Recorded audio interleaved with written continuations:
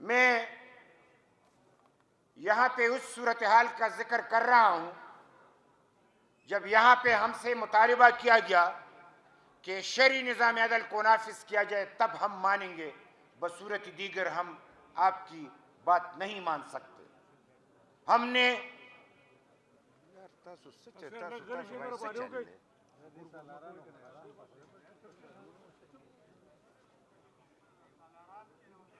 लिहाजा यहाँ पे जो सूरत हाल बन गई,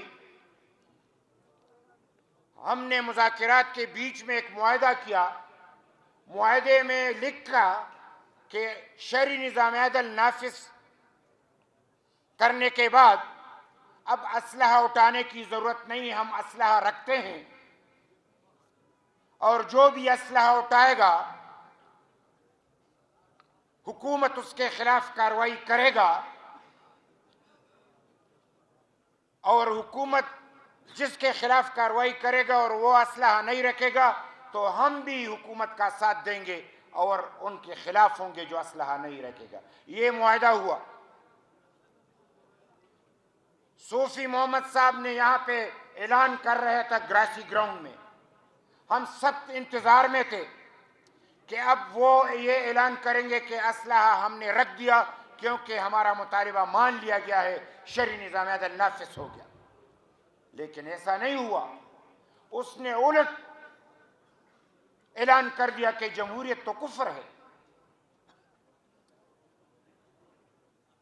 ऊंट डालना कुफ्र है और हमने बजदोर शमशीर मलकन डिवीजन को कब्जे में कर रखा है और अब सारे पाकिस्तान को कब्जे में रखे।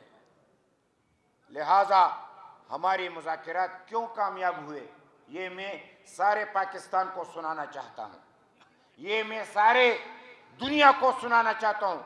ए अमन के मतवालों, ये बात सुन ले कि बादशाह खान के पैरोकारों ने मुज़ाकिरात कैसे कामयाब कराए। इस मलकन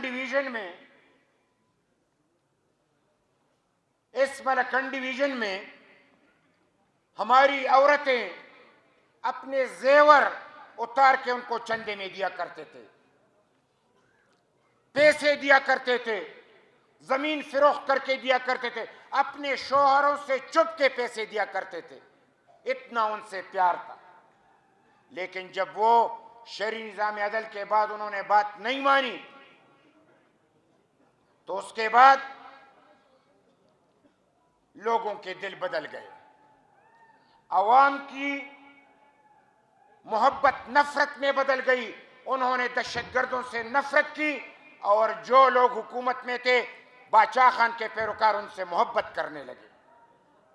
ये मुज़ाकिरात की कामयाबी थी। आज तक पाकिस्तान में कहीं मुज़ाकिरात कामयाब नहीं हुए। अगर कामयाब हुए तो मलकन डिवीजन में हुए और वो भी अवामी नेशनल पार्टी की हुकूमत थी, तो हमने मुज़ाकिरात कामयाब कराए।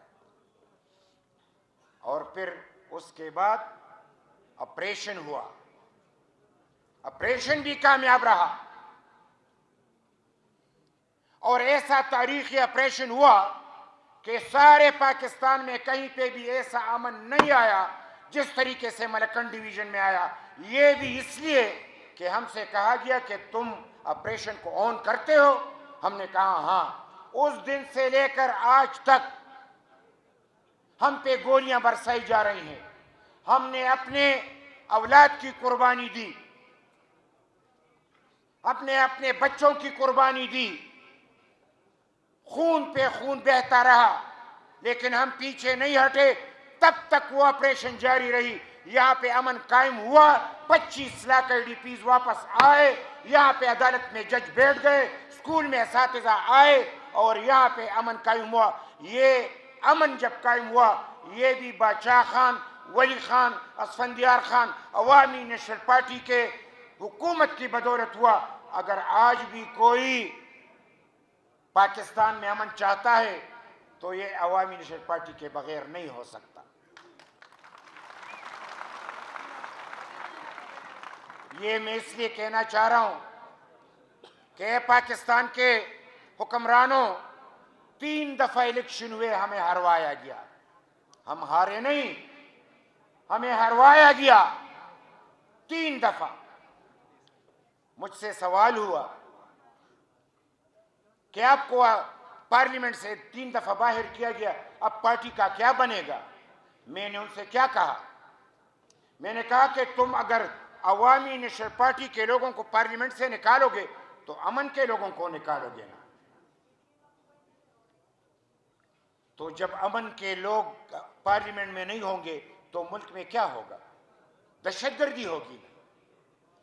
तो हम तो मैदान में हैं। पार्लियामेंट से तुम हमें निकाल सकते हो, सियासी मैदान से हमें नहीं निकाल सकते। हम किसी तौर भी इसमें यहां पे दहशतगर्दी को नहीं मानते।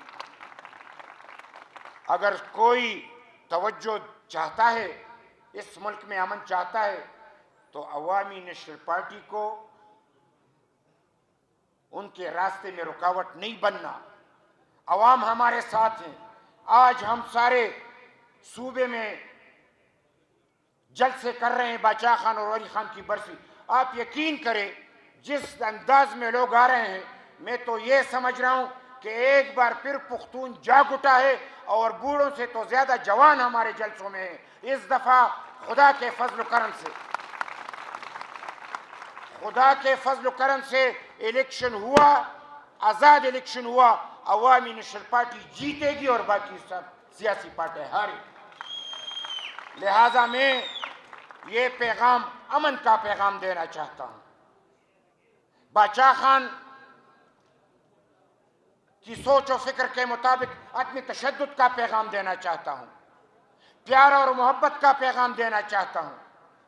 कोई जिसने बादशाह खान की बात नहीं मानी, आज पछता रहे हैं कि नहीं। बादशाह खान ने कहा कि ये रूस और अमेरिका की लड़ाई है, ये कुफ्र और इस्लाम की जंग नहीं है। जब रूस अफगानिस्तान से गया तो वहां पे अमेरिका आया कि इस्लाम आया?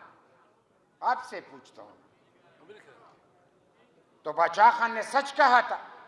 अगर उस वक्त बादशाह खान की बात मानी जाती, आज ये तबाही ना होती। वली खान साहब ने कहा कि जब तुम यहां से बम फेंकोगे तो इसका यह मतलब नहीं कि वहां से गुलदस्ते आएंगे। वहां से भी, यानी जब तुम बम फेंकोगे तो बम के मुकाबले में बम आएंगे। आज यहां पे दहशतगर्दी है कि नहीं है? तबाही है कि नहीं है? 40 साल से जारी है। तो अगर वली खान की बात मानी जाती तो ये दहशतगर्दी खत्म हो जाती।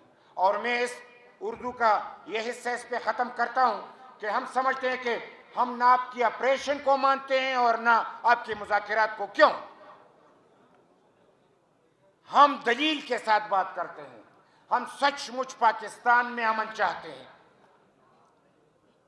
और आपसे कहते हैं कि पॉलिसी बनानी है। पॉलिसी यह है कि तुम्हें आईन के मुताबिक सब कुछ करना है। खारिजा पॉलिसी को तब्दील करना है, पाकिस्तान के मफाद में बनानी है। अंदरूनी पॉलिसी तब्दील करनी है, पाकिस्तान के मफाद में बनानी है। दहशतगर्द में गुड और बेड का चक्कर छोड़ के उनके खिलाफ कार्रवाई करनी है। अजीज साथियों, एक नेशनल एक्शन प्लान 20 नुकाती एजेंडा हमारे हाथ में है मुतफिका, उस पे आप फिर अमल करेंगे। लिहाजा हम दहशतगर्दी के खात्मे के हक में हैं, लेकिन बगैर पॉलिसी की नहीं। पॉलिसी बनाओगे, दहशतगर्दी के खात्मे के लिए निकलोगे तो बादशाह खान के साथी आपसे पहले निकलेंगे और दहशतगर्दी के खात्मे के लिए मुकाबला करेंगे। लिहाजा मैं इस मौके पे बादशाह खान और वली खान के अफकार को और आप साथियों के उनको सलाम पेश करके पुश्तों में चंद बातें करूंगा कि कौन कह मर जाऊंगा, कौन कहता है कि मौत आई तो मर जाऊंगा, मैं तो दरियाओं समंदर में उतर जाऊंगा, जिंदगी शम्म के मानिंद जलाता हूं नदीम, बुझ तो जाऊंगा मगर सुबह भी कर जाऊंगा।